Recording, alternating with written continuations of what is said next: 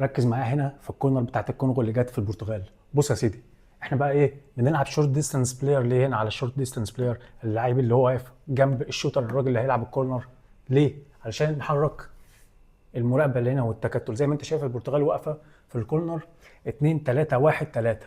تمام، واقفين مان تو مان، واقفين منطقه مان تو مان ومنطقه كده اسمها كومبايند اللي انت جامع الاثنين مع بعض. بص يا سيدي، دلوقتي في الكوره دلوقتي دايما خلي بالك من اللعيب اللي زمايله عاملين له بلوك. انت هتقول لي ده، فاكيد اللعيبه دي في ليفل عالي وعارفين ان اللعيب اللي عامل له بلوك ده، خلي بالك رقم 3 ده هو الفينشر. فراح مخلين لهم اللي يعملوا له بلوك ده اصلا بعيد، باين انه بعيد كانه مخلي باله من المنطقه دي، لكن هو اصلا الفينشر اللي معمول له بلوك من الفاسيليتيتورز. دول اسمهم مسهلين، اللي بيسهلوا للراجل اللي هيخلص. اللي الكونغو وقعت البرتغال في الفخ، فهموهم ان ده اللي هيخلص.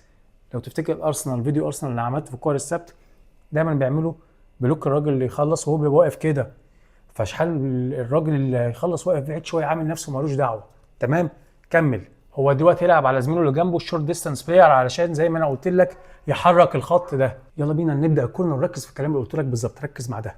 تمام، بص اتحركوا ازاي دلوقتي. ركز اهو، بص نسيوه، هي فهمته ثانيه اهو لوحده. مش عارفين هو بتاع مين اصلا على فكره، هم مش عارفين هو بتاع مين. فلا، هي ملعوبه، ملعوبه وعجبتني. تاني، شفت اهو القرعه النظيفه دي اهي، دخل في النص بعد البلوك اللي اتعمل والباص اللي اتعمل ده. رونالدو لو تفتكر انه واقف هنا، بص كله راح له يقفل يعمل بلوك على الاوفر اللي هيعمله. بص هو محدش عارف هو مع مين، لان ده ماسك ده 22 من اللي كانوا ماسكين مان، واللي واقف منطقه هو السبب.